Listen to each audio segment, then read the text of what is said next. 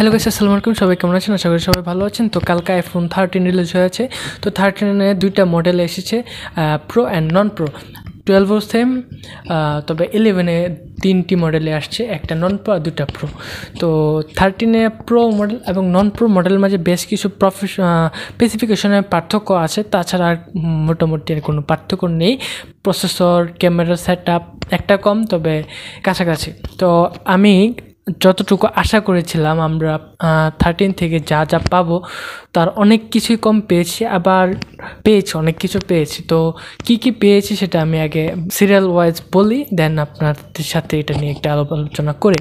তো আইফোন 13 থেকে 13 pro model যেটা আছে সেটার মধ্যে দুইটি মডেল আছে। সেটা হলো একটা হলো 6.1 ইঞ্চির ডিসপ্লে, আর একটা হলো 6.7 ইঞ্চি ডিসপ্লে। তো 6.7 আর 1 ইঞ্চির মাঝে পার্থক্যটা হলো ব্যাটারি আর সাইজে ছোটো বড়ো, এছাড়া সব সেম। স্টোরেজ আইফোন 13-এ প্রো মডেলে 1 TB পর্যন্ত স্টোরেজ এই বছর দিয়েছে, এটাই প্রথম। এবং নন প্রো মডেল 512 GB পর্যন্তই আছে। তো ওইখানে কোনো মেজর চেঞ্জ নেই।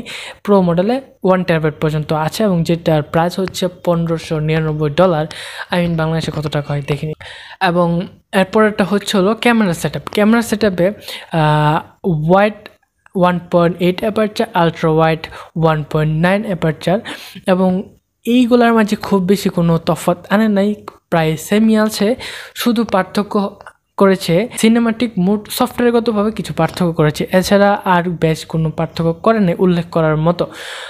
এবং এখানে কিছু এডিটিংয়ের ক্ষেত্রে বেশ কিছু উন্নতি করেছে। আপনার ভিডিও শ্যুট করার পরে এডিটিংয়ের সময় ব্যাকগ্রাউন্ড ব্লারটা আপনি কন্ট্রোল করতে পারবেন, এবং বেশ কিছু মোড আছে ফটোগ্রাফারদের জন্য ভালো প্রকৃত হবে। তবে আহামরি একটা মডেল থেকে একটা মডেল যেমন আহামরি উন্নতি আসে, তেমন কোনো উন্নতি আসে নাই। 4K 60 FPS পর্যন্ত আছে, এদিকেও বাড়াই নাই, এবং পিছনে 12 মেগাপিক্সেলে আছে, এখানেও কোনো উন্নতি করে নাই। তো ডিজাইনের ক্ষেত্রে কোনো উন্নতি নাই, পিছনে সেম ডিজাইন, সেম সিরামিক শিল্ডের glass, same A to Z same, এখানে একটু বিন্দুমাত্র পরিবর্তনও করে নাই। তো এখানে মানে প্রো মডেল কোনো পরিবর্তন নেই।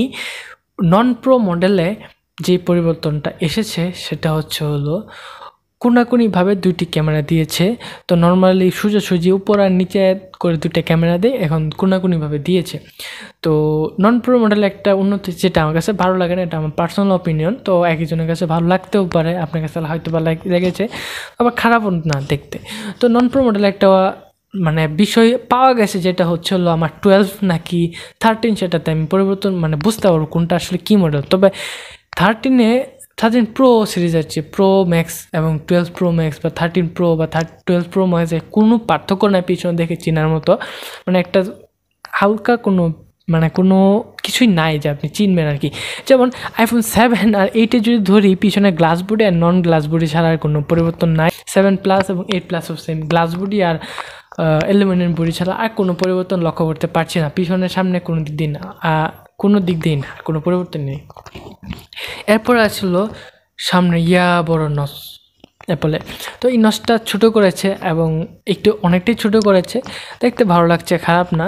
তো 14-এ আমরা একটা বেশ চমক আশা করতে পারছি, যেখানে নচটি থাকবে না। তো এটা আসলে 14 আসলে দেখা যাবে। তো এই নচটা অনেক গুরুত্বপূর্ণ একটা জিনিস, মানুষ অনেক মাথা ঘামাইছে এই নচটা কী করবে, এত বড় কেন, অনেক কিছু বেস্ট, অনেক কিছু, কিন্তু এটা আসলে গুরুত্বপূর্ণ আর কিছু নাই, এটা ছোটই তো, আগে যখন বড় ছিল এটা। তো এরপরে আমরা যদি আসি ডিসপ্লে সেকশনে, আমার ডিসপ্লে পিক্সেল কোনো কিছুর মাঝে কোনো পার্থক্য নেই। তাদের রেটিনা ও LED ডিসপ্লে নিয়ে মাথা কামাই, সবসময় চিল্লায়, এই চিল্লানোর মাঝে আছে। তো এর মাঝখানে আমরা কোনো পিক্সেলের মাঝেও কোনো উন্নতি দেখি নাই, কোনো কিছুর মাঝেও আর উন্নতি দেখি নাই। তবে ডিসপ্লে যে একটা বড় উন্নতি হচ্ছিল 120 Hz রিফ্রেশ রেট। তো এমনি কালার গ্রেডিং পিক্সেলের মধ্যে কোনো উন্নতি হয়নি, তাই বলছি ডিসপ্লে উন্নতি হয়নি। তবে 120 Hz রিফ্রেশ রেট একটা বড় ধরনের অ্যাপলের জন্য বলতে পারি উন্নতি। এটা আসলে একটা বড় ধরনের আপগ্রেড, এটা আসলে দরকার ছিল। এর আগের বছর মানুষ এটা নিয়ে অনেক কথাবার্তা বলেছে। তো এই বছর এটা দিতেই হয়তো অ্যাপলকে বাধ্যতামূলক দিতে হয়েছে, না দিলে অ্যাপলের একটা মার্কেটের বড় একটা ভ্যালু নষ্ট হতো, মানুষ একটা বড় ধরনের পাবলিক ছুটে যেত কাস্টমার, যা অ্যাপলের তার জন্য দিতে বাধ্য হয়েছে। তবে আমার কাছে জিনিসটা খুব বড় কিছু না। ডিসপ্লে মাঝে প্রোমোশন নামের একটা জিনিস এনাবল করে দিয়েছে অ্যাপল। সেটা হচ্ছিল আপনার যখন ছবিটা স্টিল দাঁড়িয়ে থাকবে তখন তো আসলে 120 হাজের প্রয়োজন নেই, তখন 10 হাজে চলে যাবে ব্যাটারি বাঁচাতে। এটা এই হাজটা প্রচুর ব্যাটারি কনজিউম করে।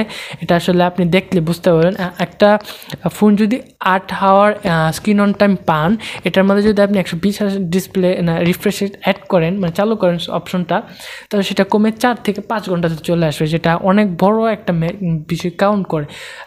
তো আমার আন্দাজে গেমার ছাড়া রিফ্রেশ এটা আমারই কোনো কিছু দেয় না আসলে, কিন্তু অভ্যস্ত হয়ে গেলে সমস্যা। এরপর চার্জিং সেকশনে যদি বলি, এখানে কোনো উন্নত হয় না, 20 হাজি। এখন ব্যাটারি সেকশনে যদি যাই, ওদার প্রো মডেলে 1.5 আওয়ার্স লংগেস্ট ব্যাটারি লাইফ পাবেন। আর যদি প্রো মডেল যান তাহলে সেটাতে 2.5 আওয়ার্স লংগেস্ট ব্যাটারি পাবেন। তবে আপনি মানে ব্যাটারিটা কতটুকু বড় হয়েছে সেটা সম্পর্কে কিছু বলেন, বা কত পার্সেন্ট বড় হয়েছে সেটা সম্পর্কে অ্যাপল কোনো কিছু জানেনি। 1 উইক লেটার আমরা জানতে পারবো যখন এটা অ্যাভেলেবল হবে অ্যাপল স্টোরে, দেন মানুষ কিনে আনবে বিদেশিরা, আর আমরা দেখবা করে। 11-12 রিলিজের সময় শোনা গেছে বাংলাদেশের নাকি 2.5 লাখ টাকা দিয়েও 128 জিবি কিনতে পাওয়া গেছে। সো এটার প্রাইস আহামরি হবে বাংলাদেশে। তো যে আসলে 13 কিনবে সে বাংলাদেশ থেকে বাইরে থেকেও কিনতে পারে। তো এরপরে সেকশনটি হলো চার্জিং। তো চার্জিংয়ের ক্ষেত্রে মানে পিছনের ম্যাগনেট যেই অপশনটা ছিল ওটার নাম ভুলে গিয়েছি, সেটা অবশ্যই আছে। পিছনে 15 ওয়াট ওয়্যারলেস চার্জিং দিয়েছে এবং 20 watt fast charging wire charging দিয়েছে, যেটা আগেও ছিল এখনও আছে। 12 এবং 30 মধ্যে কোন মাঝে কোনো পার্থক্য আসে নাই। ওয়াটার রেসিস্ট্যান্স, তো water resistance IP6X water and dust proof দিয়েছে, সেটা আপ টু 6 মিটার নিচে নিতে পারবেন, অ্যাপল ওয়েবসাইট দেখতে পারবেন। তো এটা আসলে মেজর কোনো কিছু না, মানে আমরা যেরকম আশা করেছিলাম একটা ফোন কিন্তু লঞ্চ হওয়ার পরে আমরা নতুন কোনো ফিচার পাই,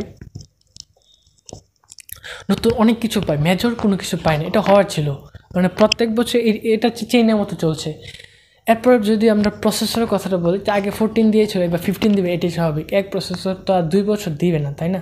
এক বছর মানে প্রত্যেক বছর পরে প্রসেসর আপডেট করবে, এটা মানে চেইনের মতো চলে যাচ্ছে। তবে অ্যাপল মানে যেরকম নতুন কিছু, তা শেষ। স্টিভ জবস মারা যাওয়ার সাথে সাথে এটা শেষ হয়ে গেছে, একেবারে পুরোপুরি ধুলায় মিশে গেছে অ্যাপলের এই নতুন উদ্ভাবনটা। 2007 সালে যখন মানুষ বাটন ফোন চাইলে অভ্যস্ত ছিল, তখন হঠাৎ করে যখন টাচ স্ক্রিন আসলো, অ্যাপল স্টোরের সামনে থেকে 1 উইক আগে থেকে মানুষের ভিড় জমে গিয়েছিল এবং অ্যাপলের স্টক সাথে সাথে শেষ হয়ে গিয়েছিল 4 ঘন্টার মাঝে। অ্যাপলের যেই দিন ফোনটা অ্যাভেলেবল ছিল 4 ঘন্টার মাঝে স্টক শেষ। তো ওই প্রযুক্তি এবং অ্যাপল ম্যাক প্রো আইম্যাকের মাঝে যেই এত বড় একটা C4 বক্স থেকে এই মনিটরের মাঝে পিছনে সবটা দিয়ে দেওয়া যে প্রযুক্তি, মানে যেটা স্টিভ জবস আনলো নতুন, ওই সময়টা শেষ। মানে স্টিভ জবস মারা যাওয়ার সাথে সাথে শেষ। অ্যাপল স্টিভ জবস যেমন চিন্তা করছে নতুন কিছু আনবো, যা হওয়ার হবে, প্ল্যানিং, তো এই প্ল্যান নাই অ্যাপলের কাছে গতানুগতিক যা পাওয়ার তাই পাচ্ছে আর কি। তো অ্যাপলের ওই যে স্টিভ জবস তৈরি করে গিয়েছে A15 বায়োনিক চিপ, মানে বায়োনিক চিপটা হবে ওয়ার্ল্ড ফাস্টার। তো প্রত্যেক বছর যা আপডেট করে আসছে এবং ওয়ার্ল্ড ফাস্টার হচ্ছে, একবার ফাস্ট করে ফেললে ওই যেই চেইনটা তৈরি করা হচ্ছে ওই চেইনের মতো করেই এর পরের বার যে আপনি আপগ্রেডটা করবেন ওইটার মধ্যেও ফাস্টই হবে। তো ওইটা হচ্ছে স্টিভ জবস যা করেছে সেটা চেইন চলছে অ্যাপলের। তো স্টিভ জবসের মতো যদি কেউ না আছে, টিম কুক যদি স্টিভ জবসের মতো হতো তাহলে হয়তো বা অনেকটা পাওয়া যেত। যা চিনেন না, টিম কুক হলো অ্যাপলের আপাতত ম্যানেজিং ডিরেক্টর বা যাই বলেন, এমডি বা যাই বলেন। তো অ্যাপল এখানে কোনো বিকল্প নাই আমার আন্দাজে। অ্যান্ড্রয়েড একটা অপশন, যা যেটা ভালো লাগে সেটার দিকে যাবে। তবে অ্যাপলের কিছু স্পেসিফিক ভালো দিক আছে, অ্যান্ড্রয়েডের কিছু স্পেসিফিক ভালো দিক আছে, সেটা নিয়ে তর্ক করে আসলে আমার কাছে মনে অনেক কিছু আছে। তবে অ্যাপলের কাছে আরও কিছু আশা করেছিলাম। তো আজকে ভিডিওটা এই পর্যন্ত। আমার মানে এরকম ভিডিও আসলে বাংলাতে খুব কমই আছে। আপনাদের অনেকের হয়তো ভিডিও ভালো লাগতেও পারে, আবার অনেকের মনে হতে পারে এত কিছু কেন বললাম। তো আসলে বিদেশি ইউটিউবাররা, আমরা আসলে তো ছোটো ইউটিউবার, আমরা যা শিখবো সব তো বিদেশি বড় বড় ইউটিউবারদের কাছে শিখবো বা বাংলাদেশি ইউটিউবারদের কাছ থেকে শিখবো। তারা আসলে একটা বিষয় নিয়ে অনেক বড় এবং অনেক অনেক হোমওয়ার্ক করে, অনেক আলাপ আলোচনা করে। তো আমি ওইদিকে যাই একটা চিন্তা করলাম, যদি আপনার উৎসাহ দেন এরকম ভিডিও আরও বানাবো। হ্যাঁ, আমি মানুষ, আমার ভুল হতে পারে, তো ভুল হলে কমেন্টে বলে দিবেন জিনিসটা কি, আমি শুধরিয়ে নিব। তথ্য ভুল থাকতে পারে, যেহেতু মানুষ, এবং নির্ভুল দেওয়ার চেষ্টা করছি। ভালো লাগলে সাবস্ক্রাইব করে দেন। ধন্যবাদ।